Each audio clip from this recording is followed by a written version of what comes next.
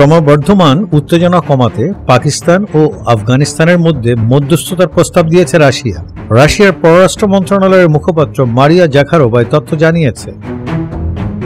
ক্রেমলিনে এক সংবাদ সম্মেলনে দেশটির মারিয়া জাখারোভা জোর দিয়ে বলেন, এই অঞ্চলের স্থিতিশীলতা প্রতিষ্ঠা রাশিয়ার সর্বোচ্চ অগ্রাধিকার। রাশিয়ার পররাষ্ট্রমন্ত্রী সার্গেই লাভরভ এবং তার ইরানি প্রতিপক্ষ আব্বাস আরাকচি শুক্রবার দুই দেশের মধ্যে ক্রমবর্ধমান উত্তেজনা কমাতে মধ্যস্থতা করার জন্য টেলিফোনে কথা বলেন। এই সময় কাতার ও তুরস্কের মধ্যস্থতায় কাবুল ও ইসলামাবাদের মধ্যে পারস্পরিক যুদ্ধবিরতি এবং আফগান পাকিস্তান সীমান্তে গোলাগুলি বন্ধের চুক্তিকে স্বাগত জানান তারা।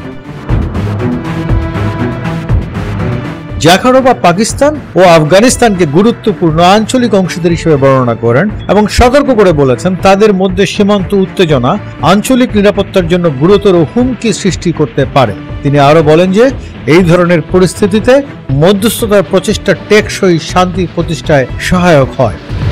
এছাড়াও পররাষ্ট্র মন্ত্রণালয়ের মুখপাত্র উভয় দেশকে সংযম প্রদর্শন, আলোচনার মাধ্যমে মতপার্থক্য নিরসন এবং উত্তেজনা আরও বাড়িয়ে তুলতে পারে এমন পদক্ষেপ এড়াতে আহ্বান জানান।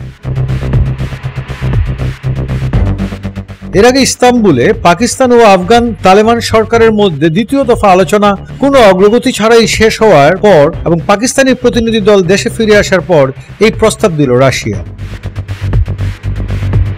এদিকে তথ্যমন্ত্রী আতাউল্লাহ তারার বলেছেন, পাকিস্তান তার অবস্থানে অটল রয়েছে যে আফগান ভূখণ্ড থেকে উদ্ভূত সন্ত্রাসবাদ নিয়ন্ত্রণের দায়িত্ব আফগানিস্তানের।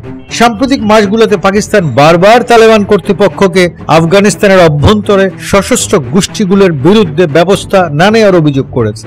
অন্যদিকে কাবুল ইসলামাবাদকে তার আকাশসীমা লঙ্ঘন এবং অযথা চাপ প্রয়োগের অভিযোগ করেছে। দুই দেশের মধ্যে শান্তি আলোচনা ভেঙে পড়ায় একে অপরকে দোষারোপ করার ঘটনাও ঘটেছে, যার ফলে তাদের ভাগ করা সীমান্তে আরও উত্তেজনা বৃদ্ধির আশঙ্কা তৈরি হয়েছে।